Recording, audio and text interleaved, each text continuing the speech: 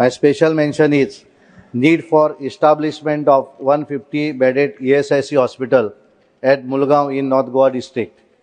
I rise to draw the attention of the government to the urgent need for establishment of 150-bedded Employee State Insurance Corporation Hospital at Mulgaon in North Goa district in Goa. At present, the ESIC scheme covers over 2.54 lakh insured person and approximately 8.5 lakh beneficiaries in Goa. A large number of these insured persons reside in North Goa district. Currently, Goa has only one ESIC hospital located in Margao in South Goa district. This results in difficulties for insured workers who have to travel long distance for seeking timely medical attention and treatment.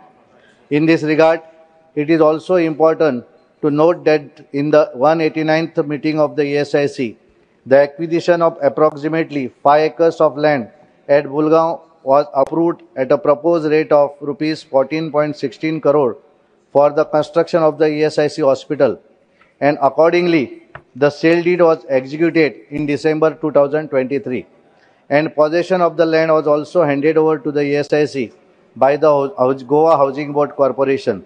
This new proposed ESIC hospital in Mulgaon, North Goa district, will be operated directly by ESIC and will cater to nearly 1.35 lakh insured person in North Goa, as well as an insured person is adjoining Sindhudurg district of Maharashtra, which also lacks an ESIC hospital. This new ESIC hospital in Mulgaon is not just a need, it is a critical requirement for the welfare of the insured working population in the North Goa district.